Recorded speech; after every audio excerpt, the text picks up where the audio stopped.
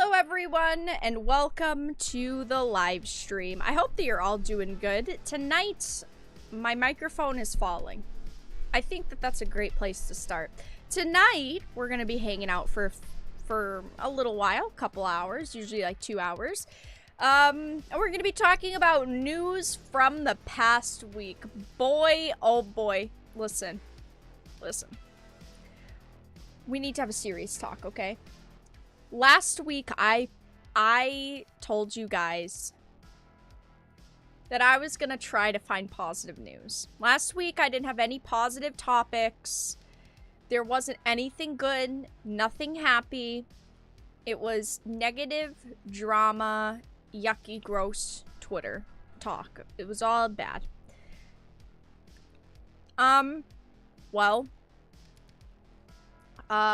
Listen.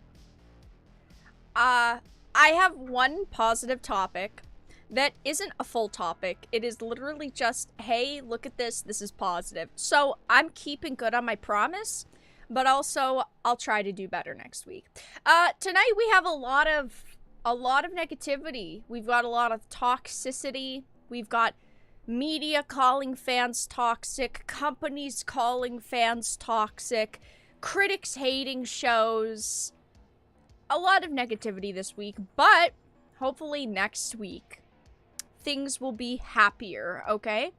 Alright, so tonight we're gonna be talking about Halo. I honestly thought that I was kind of done talking about Halo. I really didn't think there was going to be much else to talk about with Halo, but the executive producer on the series, Kiki Wolfkill, decided to come out and defend the Master Cheeks scene.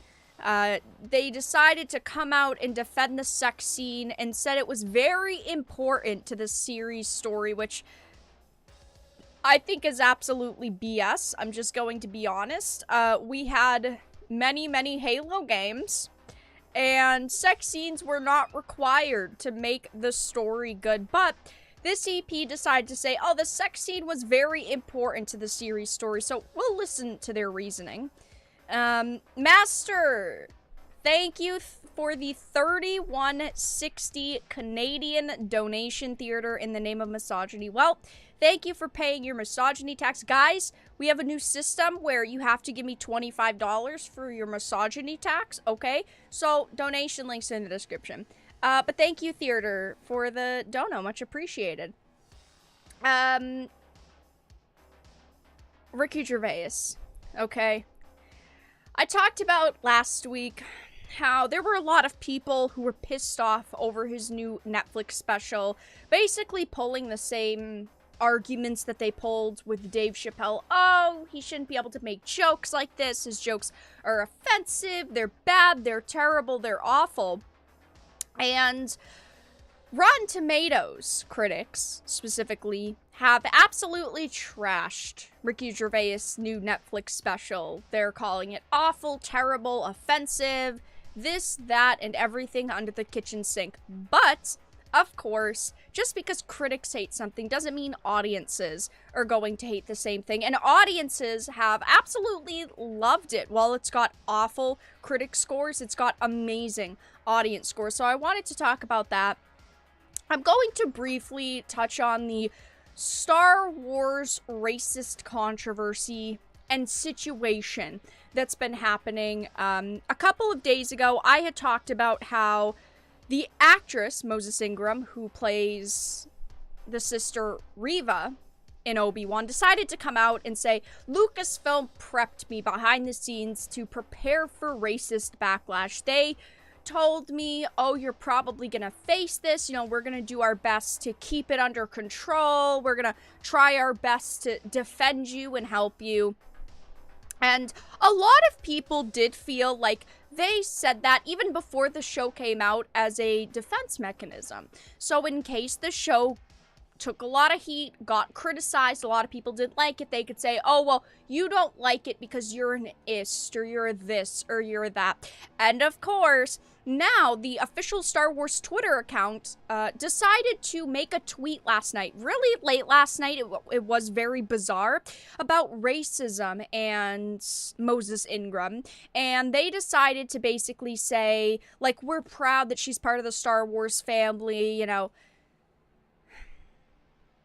Racism bad, obviously.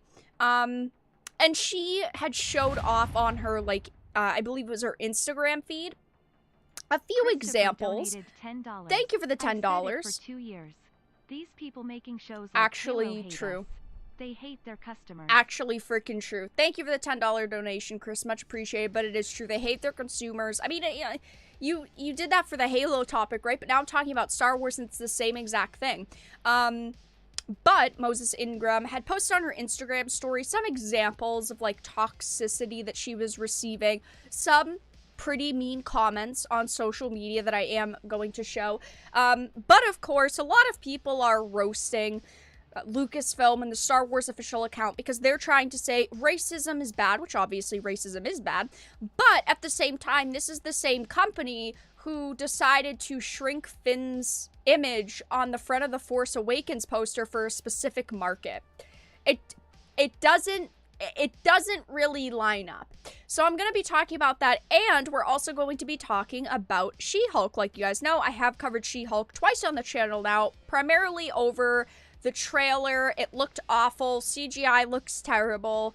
Maybe the show will come out and be amazing and fantastic. But now, of course, the media is saying toxic, sexist, misogynistic fans are coming forward to attack the show. She-Hulk is already getting flack for being a female-led show. And this could not be farther from the fucking truth, okay? This could not be farther from the truth. People are perfectly fine with female-led shows. I love seeing female-led shows, movies, video games, entertainment in general, right? I obviously have no problems with females in entertainment, female-led projects. But, of course, because the trailer looked awful, it did get criticized. If we go on over to YouTube, the ratio is absolutely disgusting.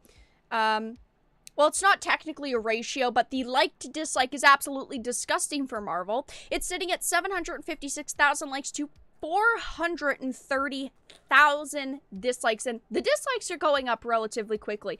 People simply did not like the look of this trailer, but of course, the media is spinning it to say, oh, it's just sexists and, you know, the usual ists, phobes, just terrible people. It can't simply be because, people don't like the look of it. People think that it looks like low budget trash. No, that can't happen current day. You have to be something else. Clearly, if you dislike it, you're a terrible person. So those are the topics for tonight. Hello everyone, I hope that your evening is going good. We'll get started with the topics in a minute. Yeah, like I said, not really a lot of positivity tonight. But in other news, I'll give you guys the 2 seconds worth of positivity. I've talked about the show Dark a lot here on the channel. Dark is one of my favorite shows. I thought it was absolutely amazing when it came out. And they finally released the first teaser for $18.99. It's a new Netflix series, but it's from the creators of Dark. And it's supposed to be very sci-fi, dark, mysterious, just like the show Dark. So I'm really excited for it. So that's positive. A show I'm actually excited for. Wow. That's the positivity for the night.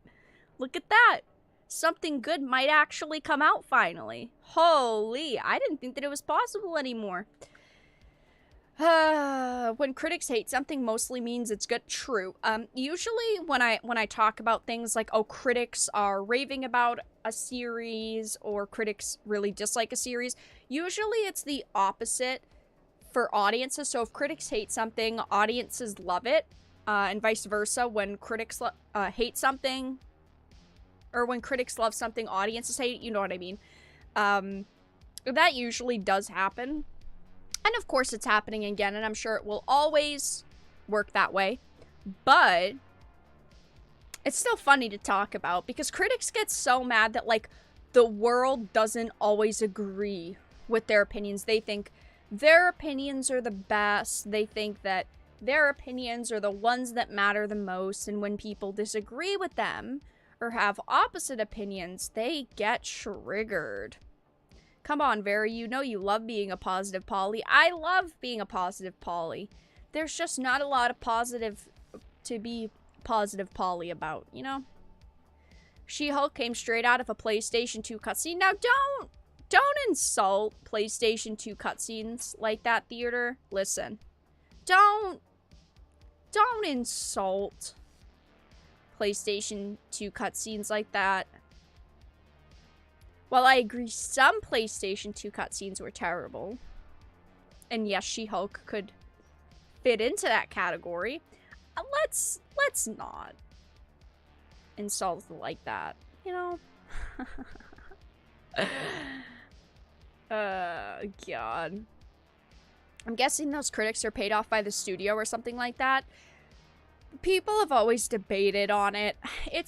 I mean, obviously it's hard to tell, but it's pretty obvious to at least a lot of people and myself that critics rate things better when they're from companies they want to defend. Like things like Obi-Wan. They know that they can push it, okay? They know the show has a lot of, in my opinion, questionable things, SJW aspects. They love Disney. They never say anything bad about Lucasfilm or Disney. They love the people behind the franchise. So, of course, all these shows that come out that audiences dislike or have problems with, the critics absolutely love and rave about. Watch Stranger Things Season 4. It was really good. My problem with Stranger Things is that while I loved Season 1 and Season 2, and like Season 3 wasn't bad, it was okay, I just feel like while it's Season 4 has been good, I just feel like I also have problems with Stranger Things Season 4. Specifically, to me, it kind of feels like they're forgetting about all of the original characters, like the original party, and they're kind of moving on past them. And that, to me, is instantly kind of a turn-off for the show.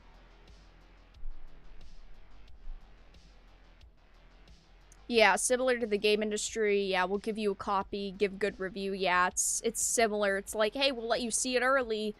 Give us a good review, though. But alright, guys, let's get started with the first topic, and it is going to be Halo. Now, I thought that I was done talking about Halo.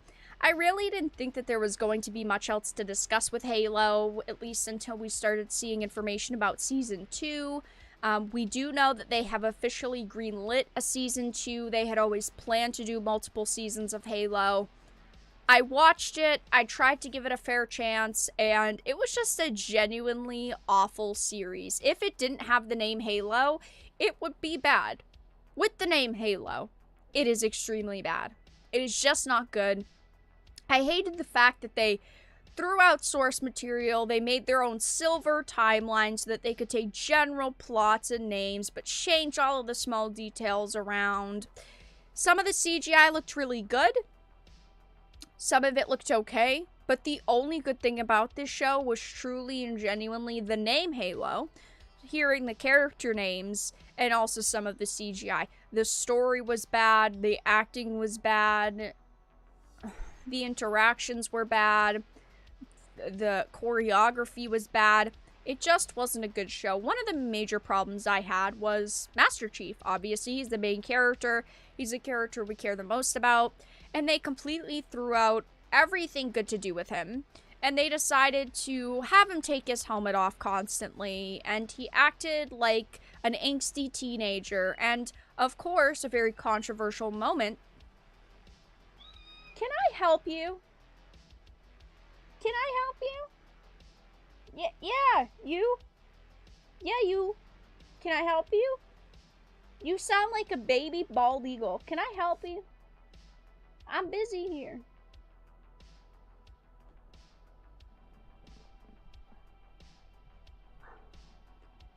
he doesn't like Halo either. But anyway, back to the conversation. A major problem that a lot of us had was the fact that they put a sex scene in this show. And while I'm sure that there are a lot of men and women out there who have had the hots for Master Chief over the years, okay, I and many other people do not think that this show needed a sex scene. I think the sex scene was just so fucking stupid. I don't have a problem with there being nudity, sexual themes in shows, video games, entertainment. You guys know that. But my problem is that it didn't need to be in this show. It made absolutely no sense. But the Halo EP, the executive producer, Kiki Wolfkill, says Master Chief's sex scene was important to the series story. And that makes absolutely no sense to me. How could they make a sex scene mean so much? It's not like it was in the original source material. It's not like it made a lot of sense. It was just kind of like, hey, we decided to put a sex scene in this show. But it says, reflecting on one of the most out-of-place moments among the many feature... I know what he wanted. He wanted my fucking granola bar. He's eating my granola bar. Oh. Okay. Now I see why you wanted up and you were crying. Oh, brother, this guy. Reflecting on one of the most out-of-place moments among the many featured in the first season of Paramount Plus's live-action Halo adaptation, the series executive producer and 343 Industries head of Halo Transmedia, Kiki Wolfkill, has asserted that the widely panned sex scene between Master Chief and Makee was an important element of the story.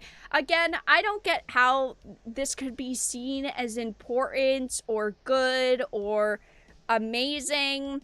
I just thought that, yeah, it was very out of place, it was very random, and it was very bizarre. Wolfkill offered her thoughts on the controversial scene during an interview with Deadline, given ahead of and published immediately after the airing of the series' Master Chief Killing first season finale. Asked by the trade news outlet's TV reporter what she thought about the very strong reaction the scene elicited from Halo fans, the producer replied, "There was a lot of conversation leading up to whether to do that or not, and it was a tough one. I don't think that it should happen. Should have happened. I didn't feel more of a connection to these characters. I didn't think that it added to the story. It was just very random and very bizarre and like, hey, this whole show is a giant fan fiction, so we're just gonna throw this scene into it. Like, it's just stupid. I mean, I will say that there's a lot of different opinions and voices, she said. I will say from my perspective, having the audience get to understand what it means for him to make sort of a human connection with someone with Makee was important. You had to do that via a sex scene? That's the only human connection, emotional connection you could show Chief having throughout this entire series is him getting his dick wet? That's it? You guys are very bad writers. I just have to say. That's something like 3 seasons in, you've seen these characters grow an emotional connection. They decide to do that, right? Not like, hey, I just met you like 4 days ago. Let's have sex because I've been lied to my whole life. Like, it's just very weird, very, very bizarre. This reasoning is also really bad. We wanted him to have a human connection. Like, how does that make the audience see these characters differently? How does that show, like, an emotional connection between them? I don't get the logic! I just don't get the logic. Maybe someone else does. Maybe someone else will. Maybe I'm just a dumb woman on the internet, okay? Maybe just it's as simple as that, right? But I don't get it. It says, I think ultimately what we've been able to deliver with this season, I think ultimately what we've been able to deliver on with this season is a Master Chief who is wholly the soldier and hero and leader that he has always been, and we also leave the season with a character in John who is really a fully defined character. Motherfucker, he's dead. How is he a fully defined character? He's dead. He's dead! Oh no. Oh no. Hello, kitten. It's super interesting to be able to see his journey and, you know, admittedly, some controversy along the way in getting there. How is it interesting to see controversy? That's not interesting. No one wants controversy. Why do you? My hope is that we can all sort of rise beyond that and sort of look at where we end up with Chief and with John going into Season 2. Season 2 is gonna be bad. Season 2, there's no way to save a Season 2. Bilbo. The 343 Industries representative ultimately concluded her thoughts on the scene with a bit of standard marketing copy stating, "I believe really strongly that we have an amazing story to tell with him, and will continue to do so. And sometimes, as we know with the Silver timeline, of course, the excuse that it's a Silver timeline, it's not the main story, that it'll be different than we've seen him before, but who he is as a character, both as Master Chief and as John, is wholly the same. This character cannot be any different than the character throughout the video games. I've played all the games. I absolutely love the games. They're absolutely amazing. But, yeah, of course he's different. He can't be the same. Like, you guys specifically went into this show making him a different character than the character we saw through the video games. But now you're saying you're seeing a character that is wholly the same. Like, how does that make sense? But that's all they said. Listen. I wish I could say that, like, I was disappointed at this point with these statements, but I'm not, because I don't care about this show. I was excited for Season 1. As more information released, I got less and less excited. It finally came out. I watched every episode. It was very stupid. It was very meaningless. It was very disappointing. And I'm not excited for Season 2. I don't even think that I'd watch a Season 2, to be honest. I don't think that there's a way that they could save a Season 2. But they say that, oh, the sex scene was very important to the series story, but I can't disagree more. I don't see any reason how a sex scene could be important in this show. And again, like I've talked about before, I have no problems with sex scenes in shows, movies, video games. And I think that sex scenes can work and can portray a lot of emotion that's going on. But these characters, like, just met, okay? They haven't known each other for very long in the show itself. So how is it important, right? It's literally like you're watching Master Chief go on a Tinder date with a woman who ends up being a fucking spy. He's lucky he didn't get his dick cut off. But guys, that's all that I really had to discuss with Halo. I'm done talking about Master Chief getting his dick wet, Makee, who's just a very weird, poorly written character, Cortana being cucked. I'm done. I'm done. I have no more interest, okay, well, I didn't have interest in talking about it in the first place, but I have no interest in talking about this show anymore. When we see information about a Season 2, maybe I'll talk about it again. I'll watch the teasers. Maybe one of these actors will come out and say something really, really stupid, and then I talk about the show again. Otherwise, well, guys, I don't see a reason why I would talk about this show again. And honestly, I'd rather not have to talk about it again. To be honest.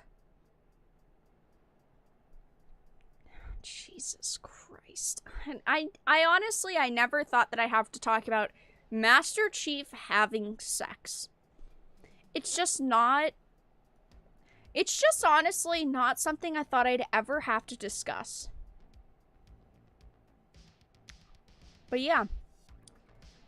That's about it, guys. That's about it for me. Yeah, Bilbo was, came and hung out for a minute.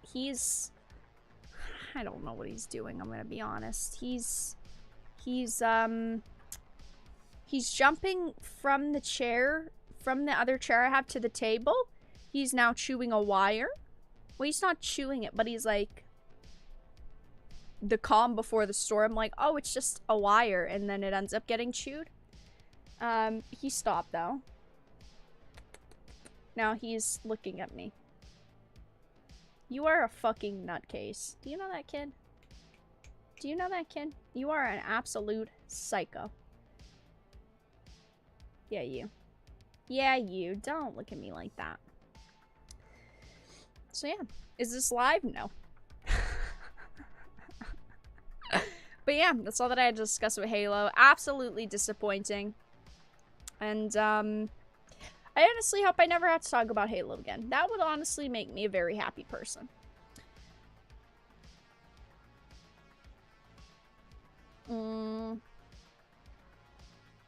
Yeah, an unnecessary sex scene empowers nothing. Like, there's some franchises where sex scenes kind of, like, show how a scene actually is. Kind of like in Game of Thrones, right? Like, there's a lot of sex in Game of Thrones, but there were a lot of scenes that, like with Jaime and Cersei, that if you hadn't read the books and you didn't know all that information, like, you'd see it and you'd be like, oh shit, what a twist. But besides that, like, what's the point to just put a scene? It kind of reminds me of Eternals, how they just put, like, this random scene where Richard Madden was, his character, Icarus, was just humping the actress. It was like, but why?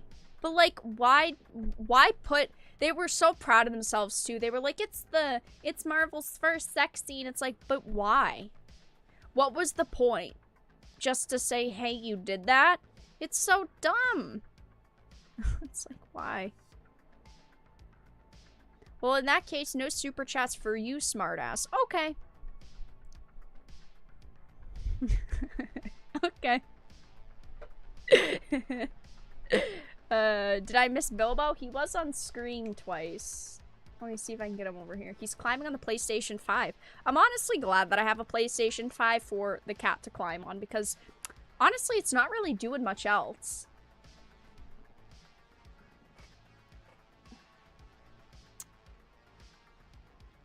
Hi. Hi.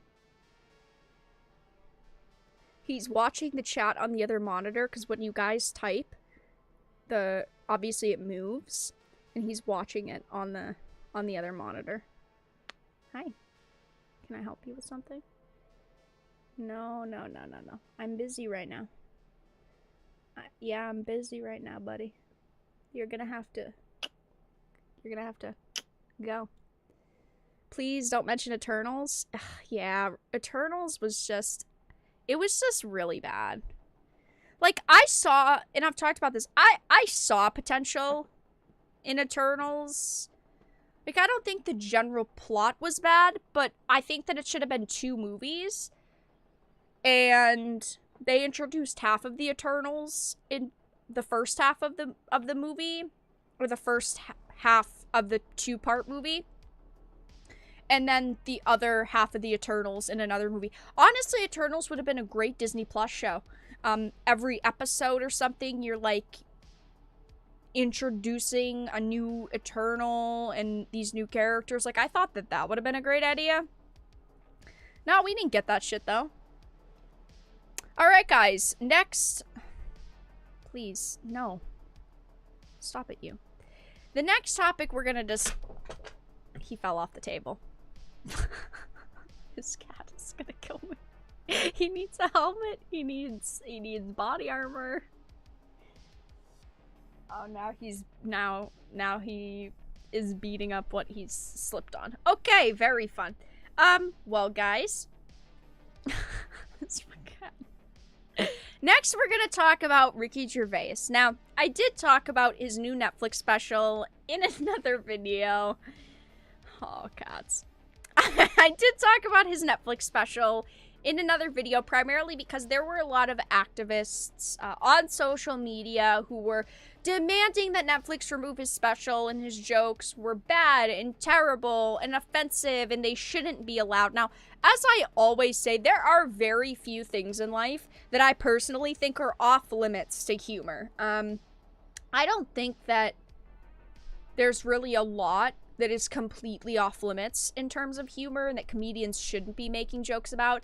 But gender identity and pronouns are not on that list of sacred topics that cannot be laughed at or made fun of.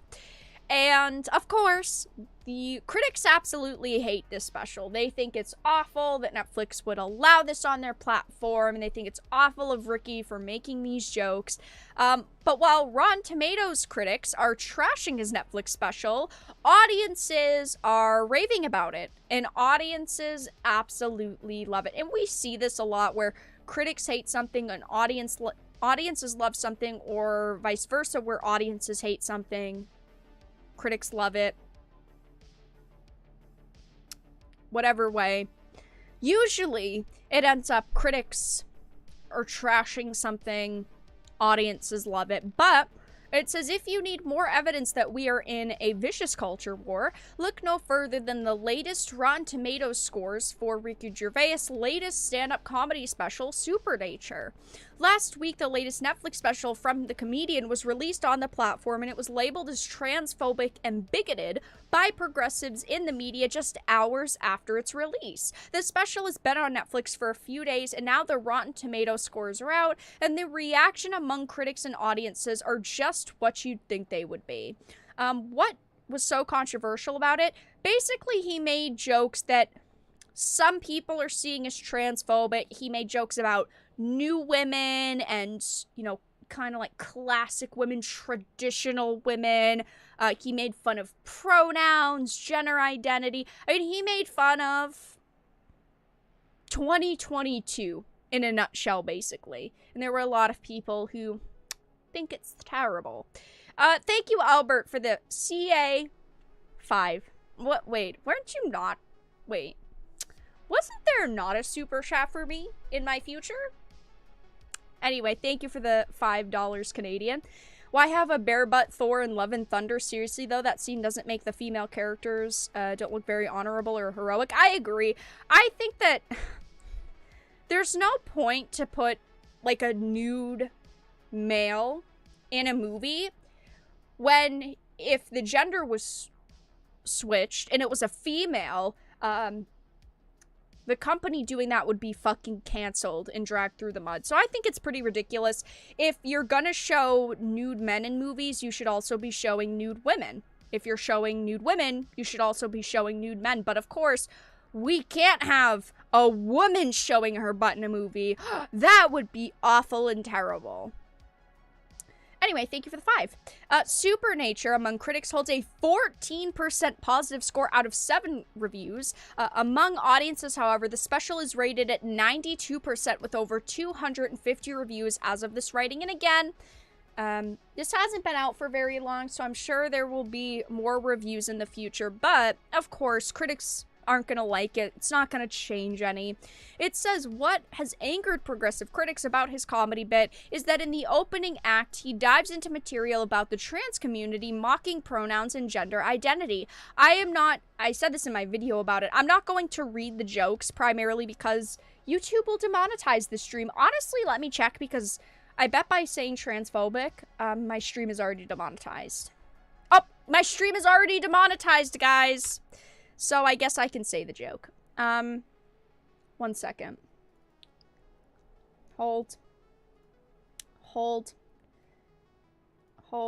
Yeah, there you go. There.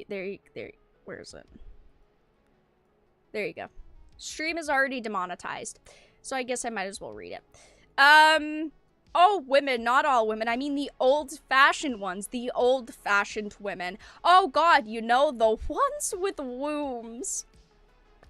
Now, as a woman, I don't see a problem with joking about wombs and women, but this is fun. This part is the funniest to me. Those fucking dinosaurs. I think that's just so funny. I don't know why. It's just him calling fucking women dinosaurs, but I just think it's very funny. I don't know why. And then he jokes about, I love new women. They're great. The ones with beards and cocks. You guys know. He jokes about their ladies, look at their pronouns. Of course. Not going to read any of the joke from there. But you can clearly see his type of comedy. There are, like clips on, I'm sure, Twitter, but also like YouTube. It is up on Netflix.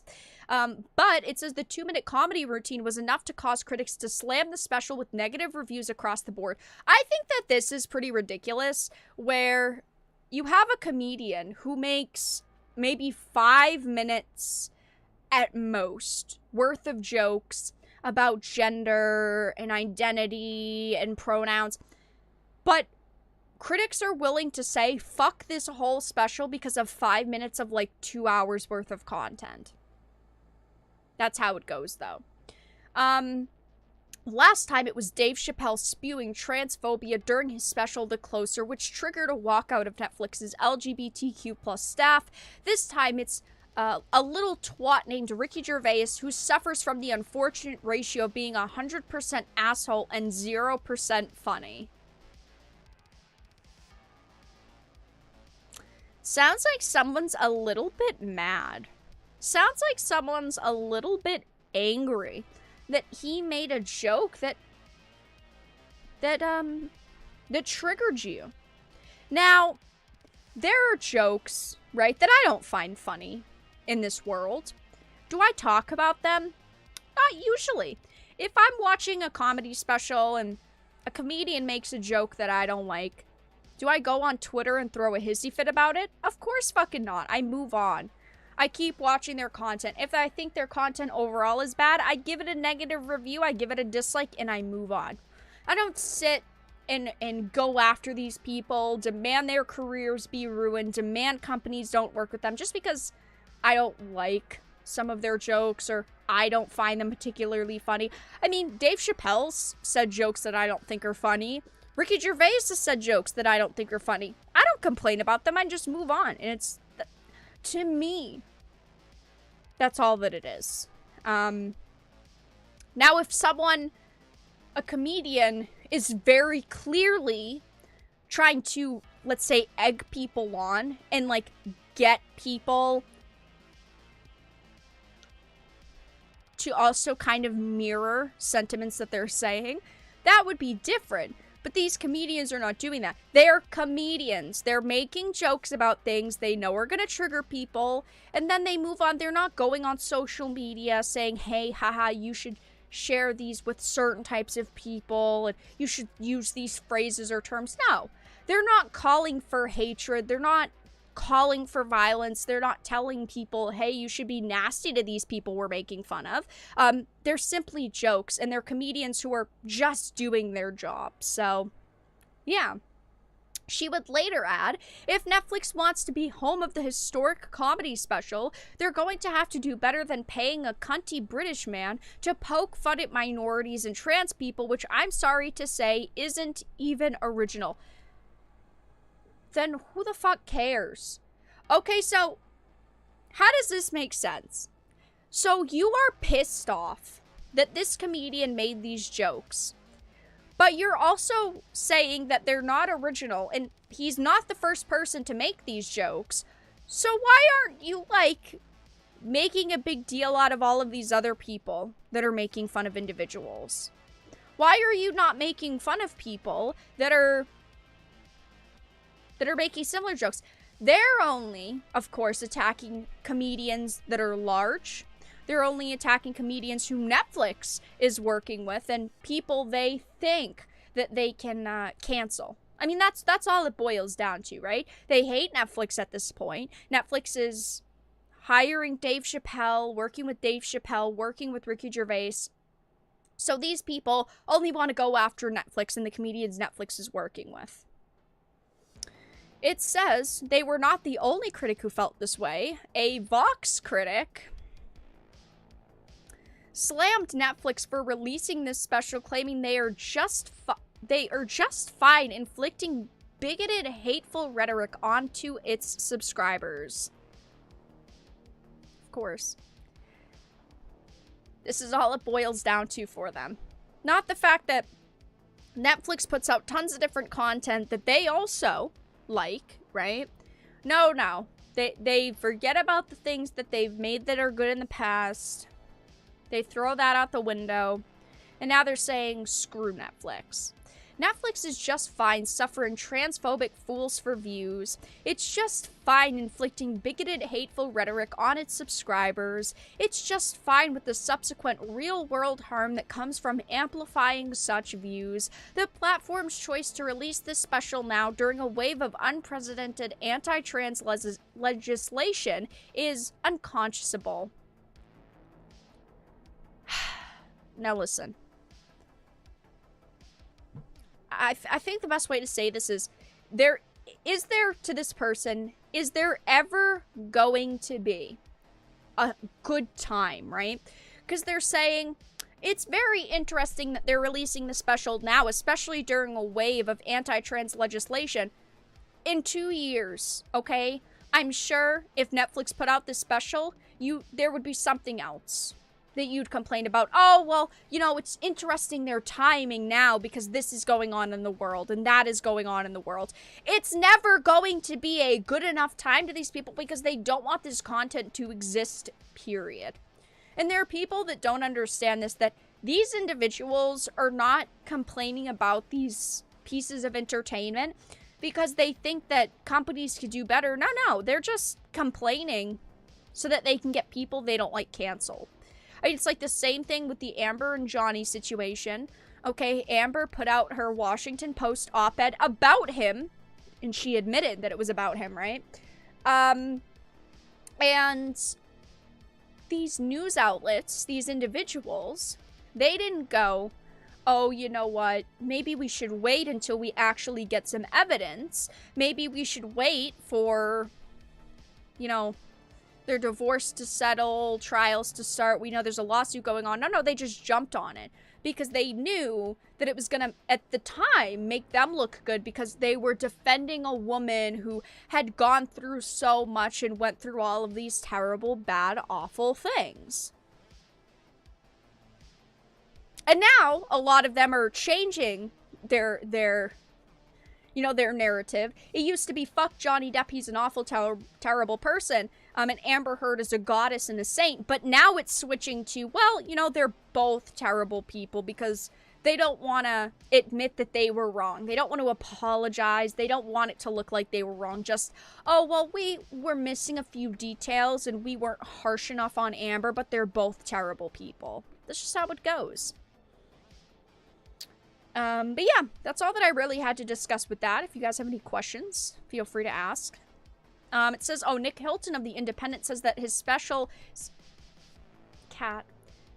Netflix special seems more comfortable with jokes that rely on a cheap shock factor rather than any emotional, creative truth, and the audience hoot and hollers along with all the bigotry. We're talking about 5 minutes during a 2-hour freaking special here. We're not talking about fucking 10 hours of transphobic content. We're talking about jokes that were made within the span of like 5 minutes here. That's it.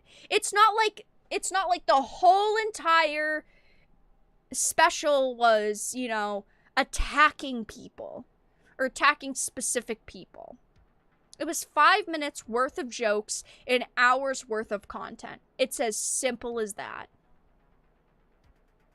They're jokes. It's not that serious. You saw these jokes being made on the internet, okay? If you don't like it, give it a thumbs down, block his name from keywords on Twitter, and move the fuck on. It's as simple as that. It is as simple as that. Last year, it happened to voice actor Quentin Flynn dealing with a similar situation. Yeah, I remember I had talked to him He went through a lot of bad shit. I talked to his wife as well. They're very, very nice people. But he also went through the same thing. He was being fired from projects, and a lot of game companies, you know, weren't working with him, and a lot of voice acting, you know, lots of drama, a lot of voice actors going after him and saying he's a bad person over accusations, right? No evidence was put out to the public. And, yeah, unfortunately, it happens. It's, I hate to say it, but it's kind of normal now. It's becoming more normal for people's careers to literally be ruined because of accusations, which is just fucking terrible. Innocent until proven guilty. It is as simple as that. That is how the world should work. And I know it doesn't really work that way anymore, unfortunately, like we're talking about, but it should work that way. Innocent until proven guilty. Not this guilty until proven guilty shit.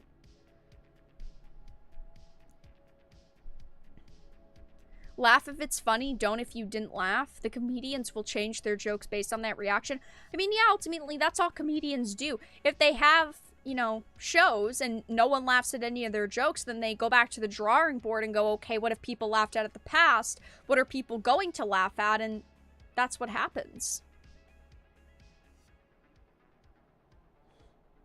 It's just, it's not, it's really like, so like these people don't understand. These individuals, they're just comedians. They're just doing their job. Their job is to make people laugh. Their job is to get people distracted, and keep them entertained with things that bother them that they're going to talk about. You know, it's how comedians are. It's just as simple as that. Thank you, 40. YouTube does hate me. McCutter40 has just donated $25. Since YouTube hate you, here is some love. Well, thank you, 40, for the $25 donation. YouTube does really hate me. Unfortunately, a lot of my streams lately have been getting demonetized. I've been kind of struggling with YouTube, but thank you for the donation. Much appreciated.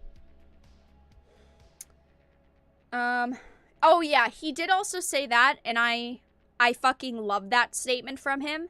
He had said, you can't predict what will be offensive in the future. You don't know how, you don't know who, the dominant mob will be. I do remember reading that in the initial article when I was, like, talking about all of the things that he said. He did say that. I mean, and it's so fucking true. You don't know what's going to be offensive. I mean, look at how social media is now.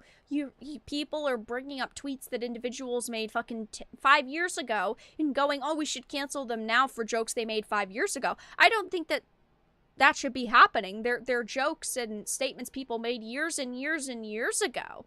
It's not something people should just be canceled over. And I also say this, you know, about SJWs. There are a lot of people I don't like, and while I think that some statements, they continue to push over the years, and clearly they're not changing, so those can be used as evidence. I don't think that if an SJW made a joke 5 years ago that we should cancel them over it. I don't think that anyone should get canceled for a joke they made 5 years ago. It's as simple as that. Whether I like you, whether I don't like you, my rules are very consistent.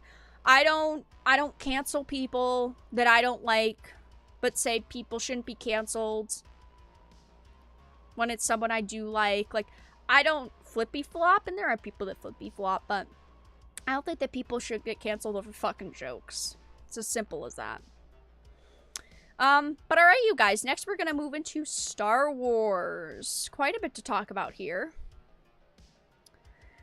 We're gonna talk about Star Wars and their bizarre late night tweet and Moses Ingram and Obi-Wan.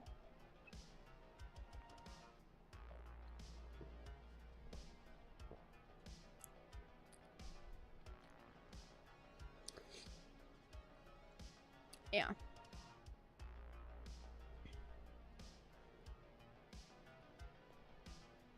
To be fair, Galgun is a monetization killer. It shouldn't be. It's family-friendly, fun content, you know? Who doesn't need a little Galgun in their life? It's it's friendly and it's fun. It's just a video game. Well, I shouldn't be canceled over streaming Galgun. I shouldn't be demonetized over that, YouTube. Alright, chat. Well, the next topic of the evening is going to be Star Wars. Now, I've talked a lot about Star Wars over the years, and over the past few weeks I've been talking specifically about Obi-Wan. It was a show I was fairly excited for. We knew that it had a pretty big budget. The rumor was $20 million for each episode. It was another chance to see Ewan McGregor and Hayden Christensen on screen together again. And unfortunately, it's probably the last time that we're going to see them on screen together again. And we've seen Lucasfilm, of course, over the years, attack anyone who they deem as toxic. And they followed along this line of, if you criticize our shows, our movies, there's something wrong with you. Oh, you're an ist, you're a phobe, you're toxic, you're this, you're that. I mean, Lucasfilm has called Star Wars fans everything under the sun. And a couple of days ago, I talked about how Moses Ingram, who plays Inquisitor Reva in Obi-Wan, come forward in an interview and basically say, Lucasfilm prepped me for racist backlash. They told us that we're going to defend you as much as we can, but there's probably going to be racist backlash. And I wish that they had defended all of their actors like that. I wish that they didn't throw Gina Carano to the fucking curb when she made statements a couple of people didn't like, didn't understand, misinterpreted. I wish that they hadn't shrunk John Boyega's face on the Force Awakens poster for specific regions. I wish that they had stuck by him and said, we're leaving his face the size that it is. He's one of the main characters, and if you don't like it, fuck you. Unfortunately, Lucasfilm and Disney do not work that way. But now, the Star Wars official Twitter account has decided to make some tweets, and they were very late night tweets, about racism and Moses Ingram. It says the official Star Wars Twitter account made a couple of bizarre late night tweets regarding Obi-Wan Kenobi actress Moses Ingram, where they informed fans they would resist if anyone intends to make her feel unwelcome and instructed their followers to not be racists. It says the pair of tweets came after she recently did an interview with the British outlet The Independent, where she revealed that Lucasfilm trained her to deal with racist online abuse towards her for simply playing the Inquisitor Reva in their Obi-Wan Kenobi Disney Plus show. Now, obviously, she is a woman of color. Does that mean that her character is immune from criticism? No. Now, there are definitely people out there who are racist, who are toxic, who are just general pieces of shit that go on social media and say mean things, right? I think we can all agree that those people definitely do exist. But if I say I don't like the story that this character has, if I say I don't like the way that this character is dressed, if I don't like the dialogue this character has, that doesn't mean that I'm a racist. That just means that I don't like the dialogue, I don't like the writing, I don't like the way this character is dressed. It's as simple as that, and that shouldn't be a bad thing. Criticism should not be bad. Companies should look at criticism and go, clearly people are taking time to look at our product because they wanted to watch it, they wanted to consume it. Criticism is good most of the time. Now, when you've got companies coming forward and pulling this, like the Star Wars account did, it's kind of like egging people on, right? So, again, like I said, there are racists out there. There are terrible people out there. There are mean people out there, toxic people out there, right? But when you're saying things like, don't be a racist, it's simple, not only are you pissing off that small portion of people who are actually criticizing your content, well, they're not criticizing, they're attacking the content, but you're also egging on the trolls. okay? When you're coming forward and you're saying stuff like this, the trolls are going to see what the Star Wars official account doesn't want them to do, and they're going to do it 10 times more than they were doing it. So if they're saying, don't make jokes about this, like the way she looks, the way the character talks, all these things, the trolls are going to come out in full force and do that 10 times more than they already were doing. And then, of course, these companies take those examples and they use them against us, saying, oh, look at all of these examples that we have. Look at all of these ists and phobes, these terrible people. Well, you're the one that's coming out and you're cherry picking situations. So they are defending Moses Ingram, okay? They didn't defend Gina Carano. They didn't defend John Boyega. They haven't defended actors in the past, but now they've got this new golden girl who they paid a pretty penny for, who they're defending. So they decided to make this tweet saying, we are proud to welcome Moses Ingram to the Star Wars family and excited for Reva's story to unfold. If anyone intends to make her feel in any way unwelcome, we only have one thing to say: we resist. Why didn't they do this with Gina Carano? Why didn't they do this with John Boyega?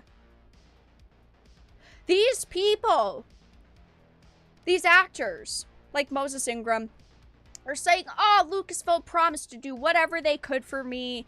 They said that they're gonna stand by me and they're gonna help me. Why would you fucking trust them? They didn't do that with all of these other actors. Why would they do it for you? Because they paid more for you? Because you're more famous than these other people? They will eventually kick you to the fucking curb just like they kicked everyone else to the curb, and you shouldn't believe them.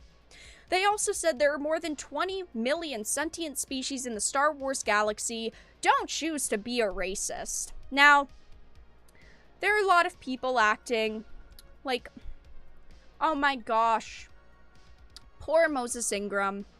You know, she's this strong female character. There have been other strong female characters in Star Wars. There have been other strong black characters in Star Wars. It is so fucking insulting that they are acting like she's the first black actress in this franchise. She's not. She's not the first black character. And so far, and I've said this before, I haven't seen enough of her character to fully judge. I'm not very impressed with the story so far, but we're only a couple of episodes in. I will definitely have to see how the story progresses. I've liked Moses Ingram in other shows in the past. I thought that she was fucking amazing in The Queen's Gambit. She did absolutely amazing. She played her character really well. She had a lot of amazing synergy with Anya Taylor-Joy. I thought that overall, that was a great, great character that she portrayed. It felt like she just had a lot of synergy with her other cast member. But of course, Lucasfilm is instantly saying, if you're criticizing her, if you don't like this character, you're an ist, which is terrible. It's terrible. A lot of people are bringing up the Force Awakens poster. Disney, we wish to take a stand against racial oppression. We resist. Also Disney, covering up Black Panther's face, shrinking Finn's image in the Force Awakens poster. This is why you should not trust Lucasfilm, because they say they want to be the stunning and brave company, but they're not being a stunning and brave company. This is one example of them doing something where they're defending someone, but in the past they've fucked up 100 other times. The quartering. This you? I mean, seriously. These actors should be looking at this company going, it's great that you're saying you're gonna defend me now, but what about all of these other actors that you haven't defended? What about all of these other people that you've completely thrown to the fucking wolves and thrown under the bus? Like, seriously. I also wanted to show you guys this tweet. Well, I guess it's not completely unrelated. That's all that I had to really talk about with it. It's just Lucasfilm being Lucasfilm. I had made this tweet the other day. It's completely blown up. I made this tweet. Holy shit. Oh my fucking god. Holy shit balls. I made this tweet and it says, wowza. Current day Star Wars is so cool and amazing and good. And it's from Obi-Wan. It's it's young Leia running through the woods, and it's this character, this bounty hunter, chasing after her, and he hits the branch, okay? He looks like Jim Carrey's The Mask. We need cartoon running music over it. Look at holy guys. First of all, 217 retweets, 455 quote tweets, 2,465 likes, 385,000 views. It has literally gone up 100,000 views today. Holy mother of pearl. And I wanted to show you guys this. I think that this is funny. Motherfucker, I just stole Lucasfilm's content and got 400,000 views on it. It's not on YouTube, so it doesn't really matter to me. You know, I don't make money off of Twitter. It's 3 seconds long.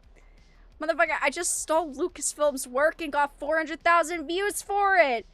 Motherfucker, I just probably got more views in a 3-second Twitter clip than they got in a whole entire episode. I thought it was pretty funny, though. Yeah, there was like 5 bounty hunters chasing after her.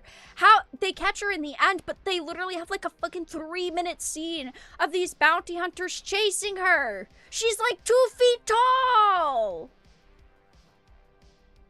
She's like 2 feet tall. How could it be that difficult? She's supposed to be like, what, 8 or something? She's kid. Like, I get that she's supposed to know the woods, right? Because it's like next to, obviously, it's next to the palace. She's supposed to know this area, right? But 5 bounty hunters, he runs into a branch. He just runs into it instead of like cool sliding or running past it. He just stops. He just shoulders it. Looks like someone running around in fucking Call of Duty. Family-friendly Call of Duty.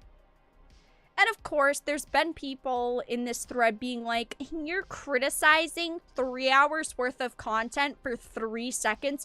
No! I very clearly have said even in this thread that, like, if you like the series, good for you. That's cool. That's awesome. I hope you enjoy the rest of the series.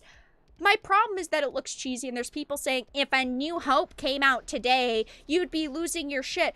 A New Hope came out, and George Lucas didn't have the money to do reshoots, okay? This show is like $20 million an episode. I don't remember how much they spent on the first Star Wars movie, but it was, I mean, it was close to that. It's not like they were sitting here with fucking $500 million. They didn't even have money to do reshoots. And we're talking about a movie from I don't know the exact date, but how many years ago? I mean, come on now. We're talking about content from over 40 years ago.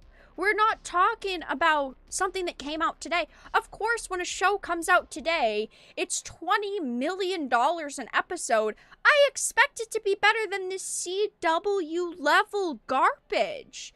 The problem isn't the fact that she was like outrunning them. The problem was this is why. This is what they wrote with. This is what they wrote. This is what they went with. It's not like she just was outrunning them and she was using the terrain to her ability. He literally could have ducked. It's like here. He literally just had to go like that. He's a bounty hunter. The problem isn't the fact that she's outrunning them and like she's escaping them because she knows the terrain. It's literally that he just runs into a branch and then stops. That's so stupid. How does that make sense? Shush. Shush. Oh my god. Oh my god. My tweet was seen 2 million times. Oh my god. Sheesh. But yeah, guys, that's all that I really had to discuss with that. Just Lucasfilm being Lucasfilm, bad Star Wars being bad Star Wars. Next, we're going to move on to the final topic of the evening, which is going to be She-Hulk. Yay! So good. Yes, 77. I couldn't remember if it was 77 or 78.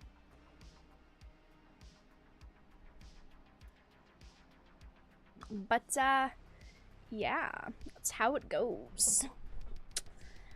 Yikes, yikes, yikes. Maybe the bounty hunter had a bad back. It was like all 5 of them didn't know how to catch her and were doing stupid shit like that. Like, there was a scene where there was a pile of twigs and they had to fully stop and climb over the twigs. Like, what the fuck? Like, come on, you guys are bounty hunters. You should be able to catch this kid in like 2 seconds. And the worst part is that they were just standing out there. They were just standing out in the middle of the woods waiting for her. Why didn't they lay any, like, traps? Like any kind of netting? They were just standing there waiting for her. Oh my god, my brain. I'm losing my last brain cell. Oh my god, I feel it. It's dying. Oh my god. I'll see 11 million budget in 77. So I was almost double that number. Like, how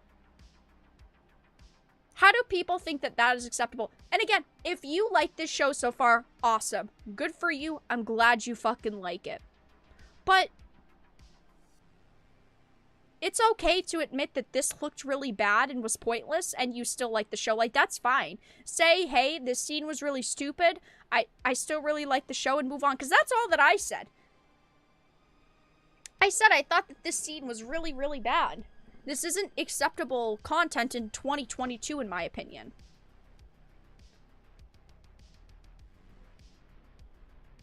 Don't do it, Vera. Don't do it. Don't do what? Uh-oh, don't do what?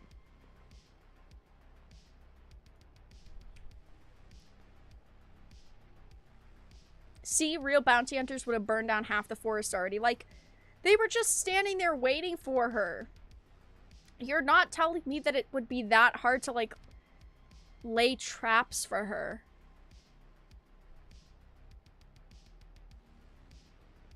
You guys are stupid. Boy, oh boy.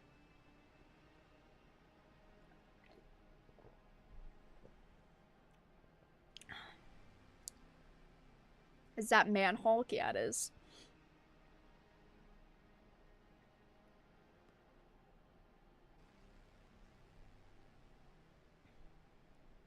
Gas was 70 cents a gallon. Yeah, that must be nice.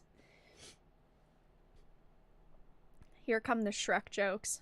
Alright, guys. Time to talk about the last topic of the evening. Really quickly, though. If you're enjoying the stream, YouTube has already demonetized this stream. YouTube has been demonetizing a lot of my streams lately. If you are enjoying, please take a minute to give the stream a like. Check out links in the description. Follow me on social media. Twitter, Minds, BitChute, Odyssey, Getter. Join our Discord server. Consider donating via Streamlabs. All donations pop up. $3 or more text-to-speech activates. Consider becoming a member via YouTube memberships, Dark Titan via Patreon, Super Chat. YouTube hates the channel lately, so I really appreciate all the support. But just take a minute, give the stream a like, all that fun stuff. Okay. So, last topic of the evening is going to be She-Hulk. Now, I've been covering She-Hulk, and as time goes on, I will definitely be covering more of She-Hulk. When it comes out, I'm gonna try to watch it, just so that I have my fully formed opinions on it. The first trailer, to me, seemed really, really bad. Again, we're getting this show that is releasing in 2022, and it looks like low-budget trash. And we know that these shows are not low-budget. It's like they're putting the least amount of money into things like CGI costumes possible. And we're getting just genuinely bad content. And now, of course, the media is defending this show. And it's no surprise. But the media is saying there are people that don't like She-Hulk's trailer because they are misogynists and sexists. Of course.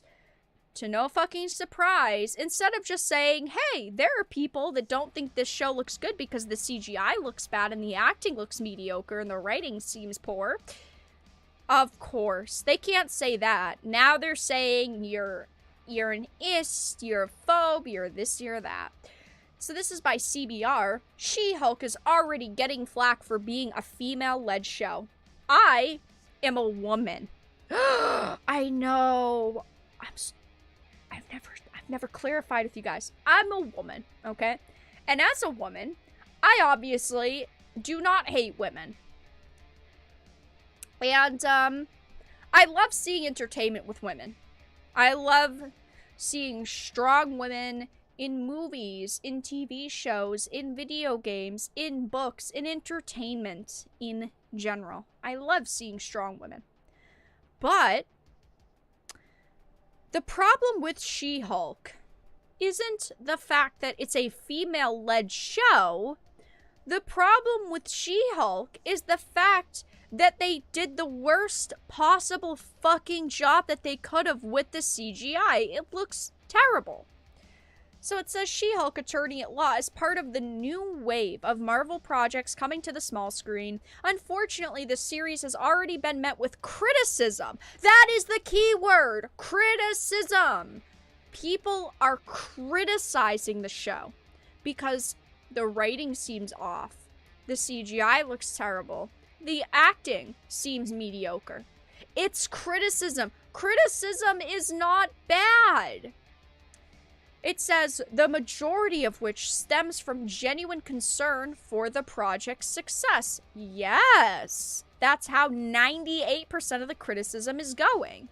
However, there are also those who are bashing it solely because it focuses on a female superhero. Now, as soon as I read this, I scrolled down because I went, okay.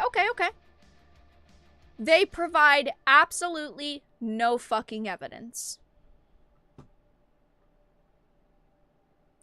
Not one tweet, not one email, not one Facebook post. They provide absolutely no evidence that there are in fact people who are bashing it because it focuses on a female superhero. They provide no evidence of what they're saying.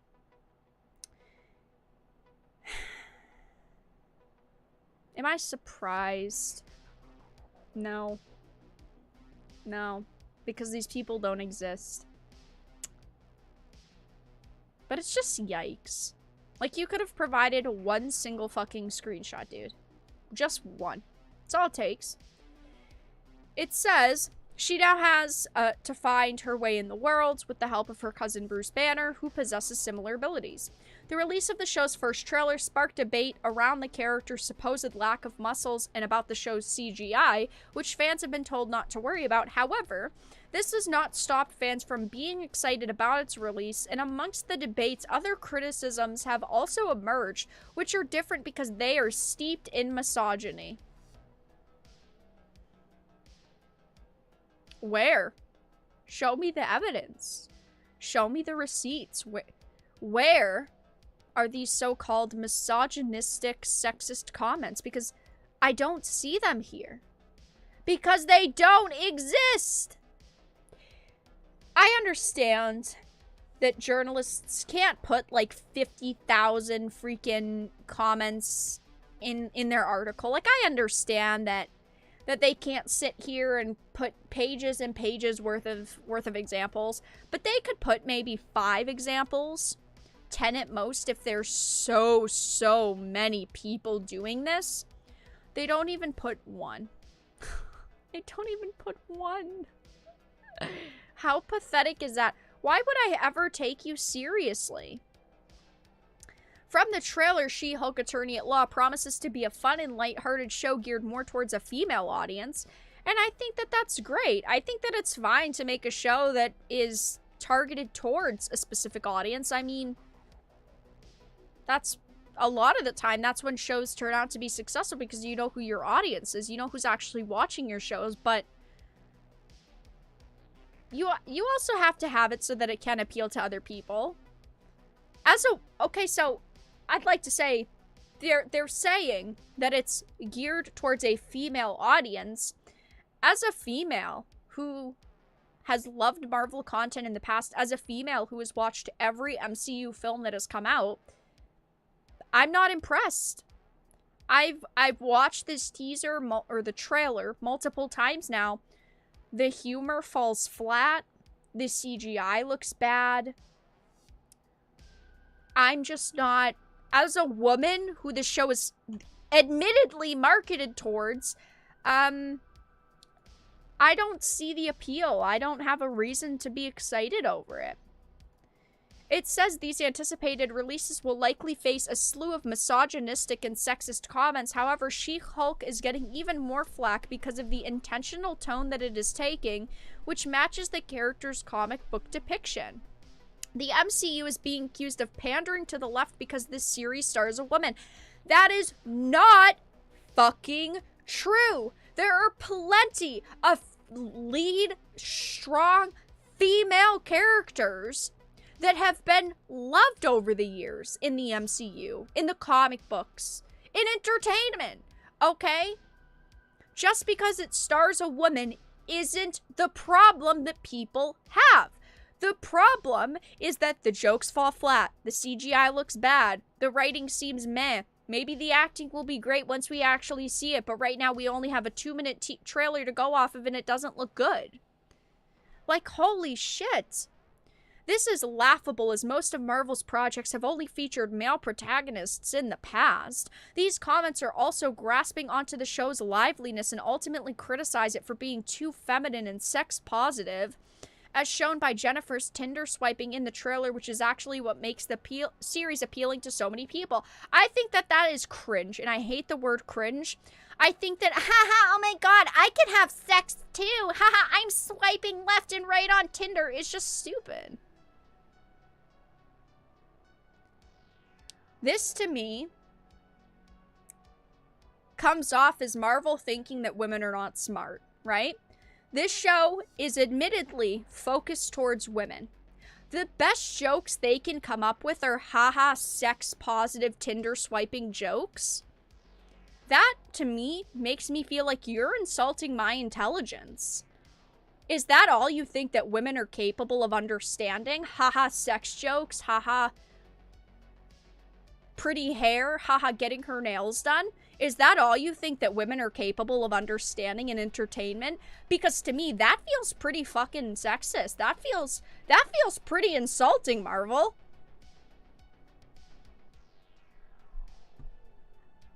Marvel has also been accused of replacing its male characters with female versions, with the She-Hulk being used to support this argument.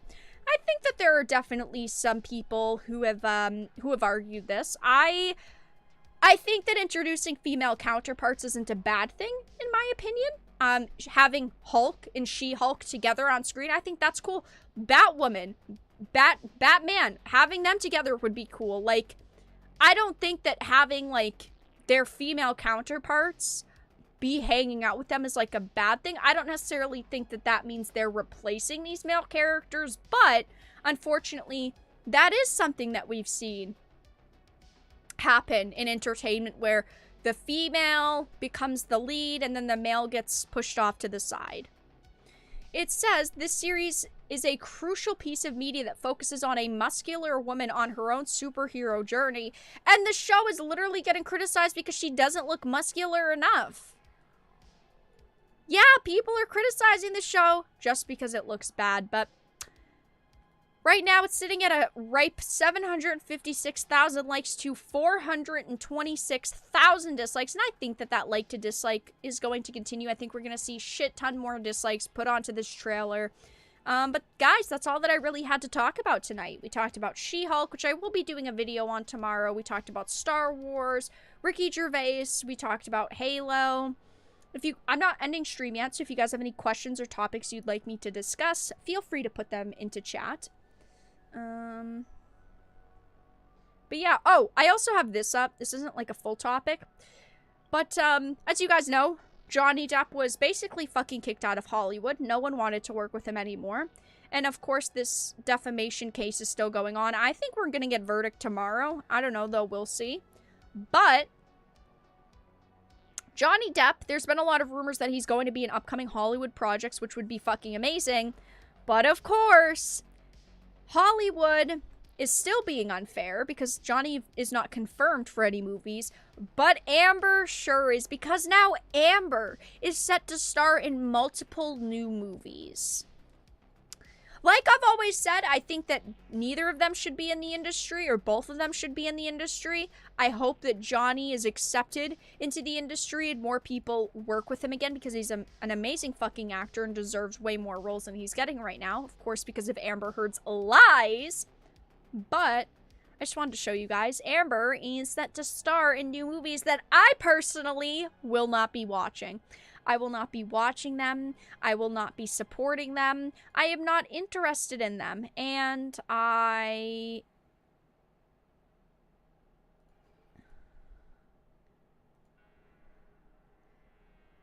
yeah, I'm not gonna watch them. Holy shit.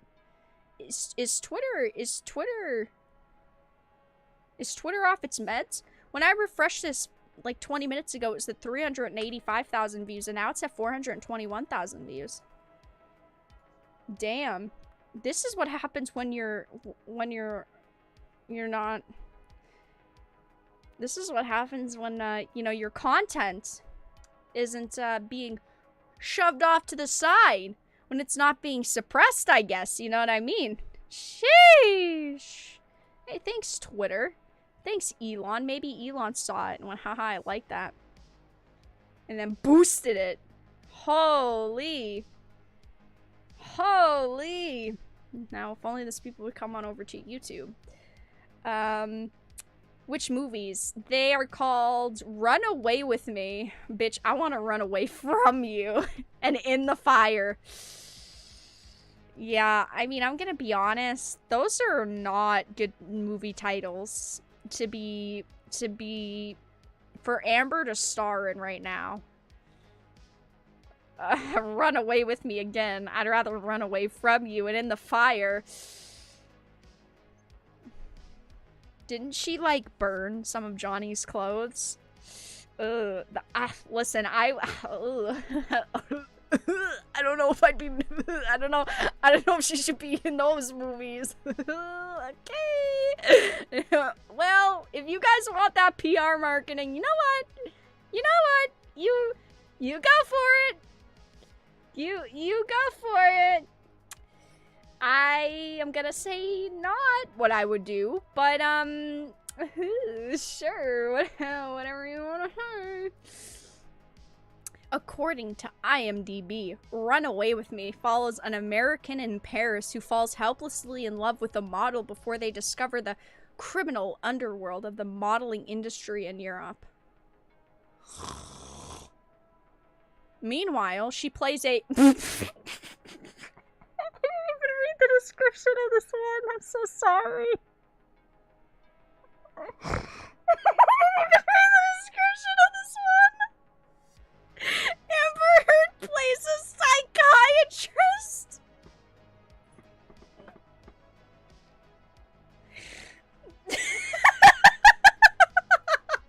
I can't. She plays a psychiatrist. Woo! Okay, well, oh boy. This is...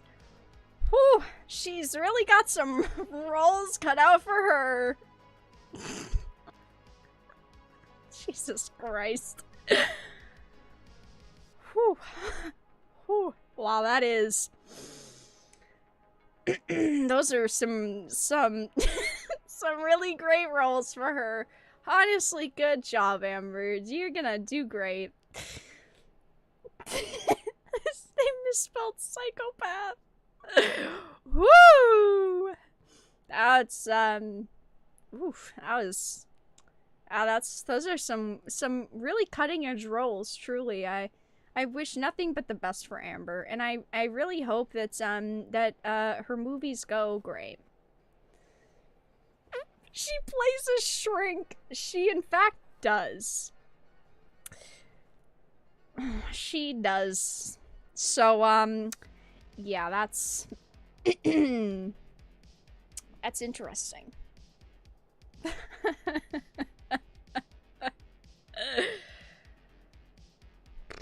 Oh, boy.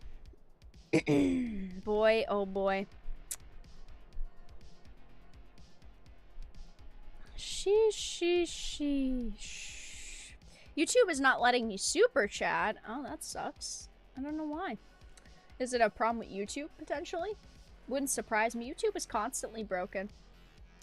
Unfortunately, YouTube is constantly fucked up. I do have Streamlabs if you want to donate that way. Otherwise, maybe next stream, YouTube will not be broken. She could definitely play a woman seeing a psychiatrist. Yeah, listen, honestly, I don't know who her Hollywood agent is, but they deserve a raise just for this sheer fucking amount of comedy that we're gonna see in the next, like, couple years out of Amber's career.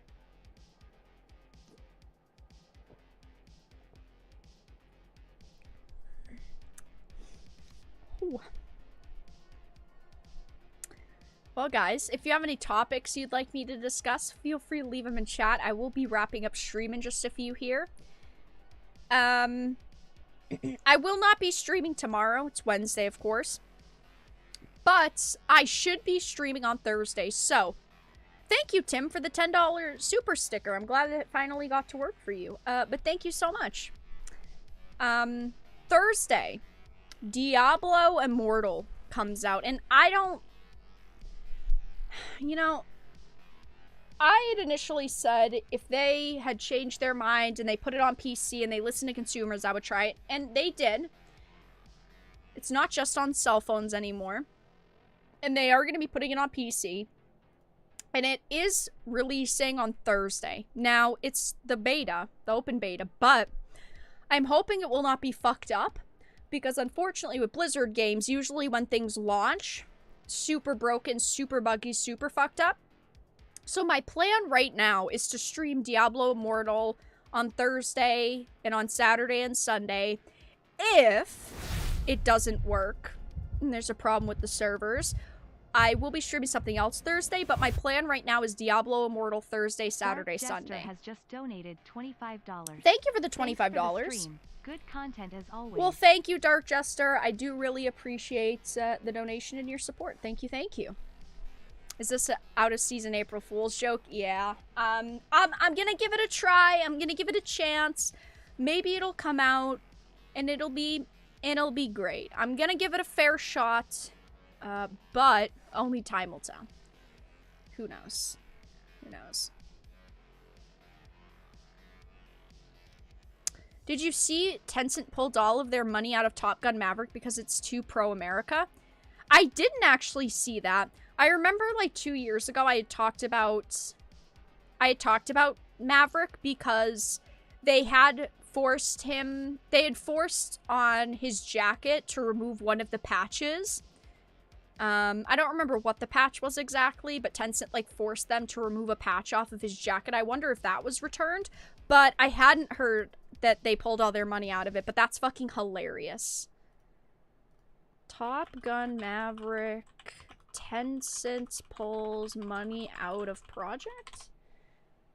Yeah, Chinese backer for Top Gun pulled all out over movie's pro-US message.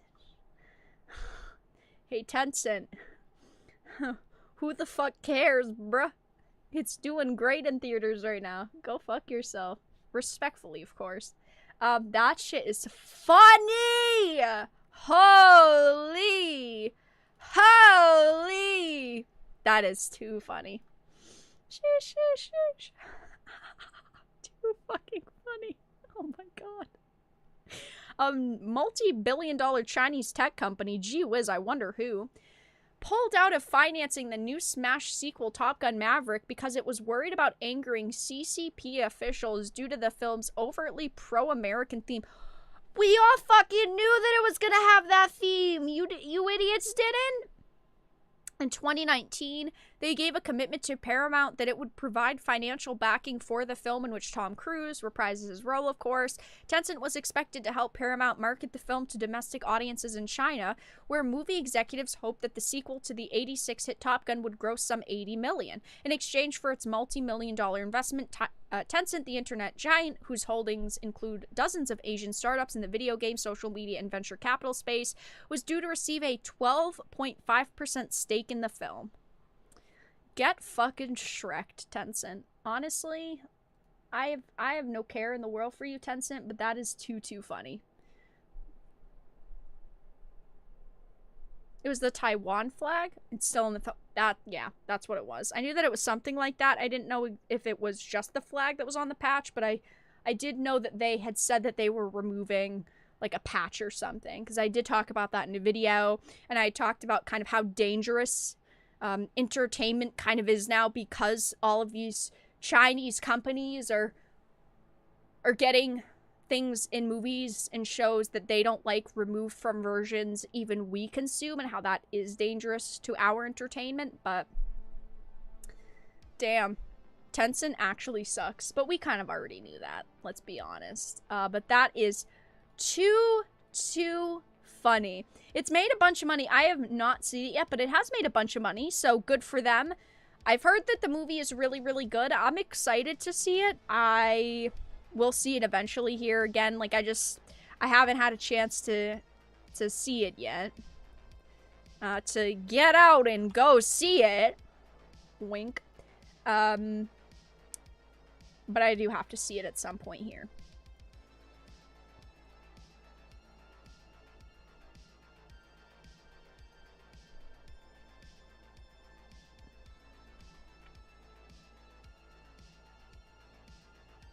Why the hell did they support it in the first place? Because they thought it was going to make money.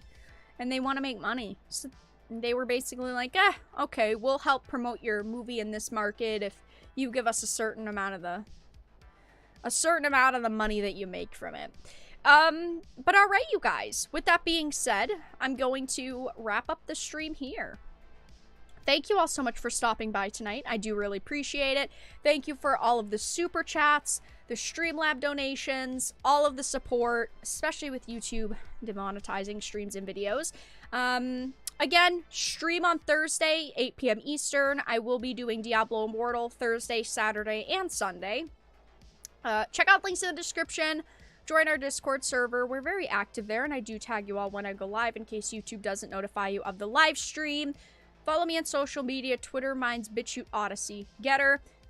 Join us over on Patreon for just $1 a month. Become a member via YouTube channel memberships. And I don't think there's anything else that I really have to show. So those are the topics we talked about tonight. Tomorrow, I will be putting up a couple of videos. I didn't do a video today, but I did do a video yesterday on Elijah Wood dunking on Amazon's Lord of the Rings of Power, saying it was very misleading that they're calling it the Lord of the Rings. So go and check that out if you haven't seen it yet. Thank you for the donations, for the support, for being here. Thank you, and have a fantastic evening, everyone.